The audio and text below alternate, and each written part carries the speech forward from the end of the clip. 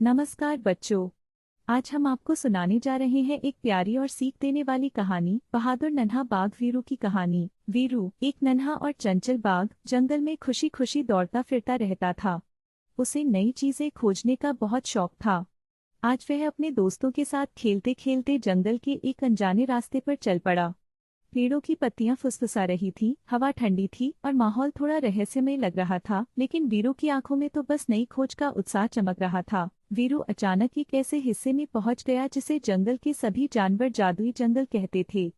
यहाँ की पेड़ चमक रही थी, पत्तियां हल्की नीली रोशनी छोड़ती थीं और जमीन पर चमकीली धूल फैली थी। जंगल का यह इलाका बिल्कुल किसी परियों की कहानी जैसा था। वीरू आश्चर्य में पड़ गया, यह जगह इतनी अलग क्यों है। जैसे ही वीरू आगे बढ़ा, उसे एक हल्की कांपती हुई आवाज सुनाई दी, कोई है? मेरी मदद करो। आवाज बहुत कमजोर थी, जैसे कोई बहुत परेशानी में हो। वीरू पहले तो डर गया, लेकिन फिर उसने हिम्मत जुटाई और आवाज की दिशा में धीरे धीरे कदम बढ़ाने लगा।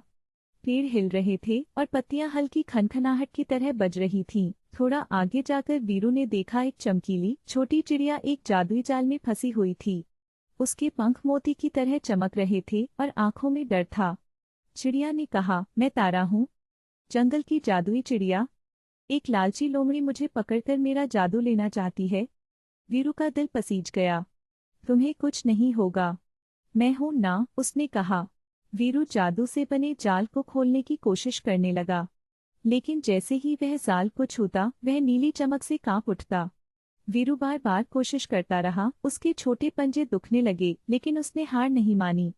चिड़िया तारा उसे उम्मीद भरी नजरों से देखती रही।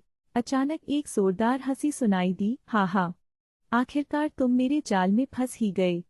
पेड़ों के पीछे से एक चालाक लाल लोमड़ी बाहर आई। उसकी आंखों में लालच भरा हुआ था।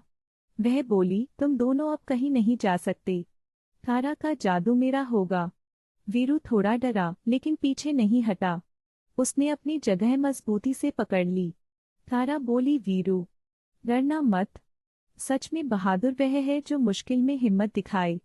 वीरू ने गहरी सांस ली, अपनी पूरी ताकत जुटाई और जोरदार दहाड़ लगाई। इतनी तेज की हवा में जादुई जाल टूटने लगा, पेड़ हिलने लगे और लोमड़ी डरकर पीछे हट गई। एक आखिरी धक्का देते ही जादुई जाल टूट गया और तारा आजाद हो गई। आजाद होते ही तारा आसमान में उड़कर चमकने लगी।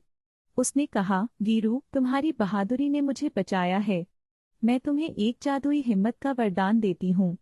उसने अपने चमकीले पंख से रोशनी निकाली और वीरू के माथे को छू लिया। तुरंत ही वीरू के अंदर गर्माहट और साहस की एक नई शक्ति भर गई। अब जब भी वीरू डरता, उसके अंदर हिम्मत की चमक जग जाती। तारा और वीरू वापस जंगल की ओर लौटने लगे। रास्ते में तारा वीरू को जादू के रहस्य बताती रही, कैसे जादू का इस्तेमाल सिर्फ अच्छाई के लिए होता है। जंगल के जानवर वीरू को देखकर खुश हो गए। उन्हें यकीन नहीं हुआ कि उनका नन्हा बाघ अब जादुई हिम्मत वाला रक्षक बन चुका है। जंगल के सारे जानवर इकट्ठा हुए और वीरू की बहादुरी की सराहना की। सबने मिलकर कहा, शाबाश वीरू, तुमने तारा को बचाकर पूरे जंगल को बचाया है। वीरू मुस्कुराया, अब वह समझ चुका था कि असली ताकत आकार में नहीं, बल्कि दिल की बहादुरी में होती है। और उस दिन से वीरू जंगल के हर छोटे बड़े जानवर का रक्षक बन गया। कहानी की सीख, सच्ची बहादुरी दूसरों की मदद करने और मुश्किल समय में हिम्मत दिखाने में है। अगर वीडियो पसंद आए तो लाइक करें, कमेंट करें और शेयर करें। ऐसी ही मज़ेदार कहानियों के लिए चैनल को सब्सक्राइब करना न भूलें।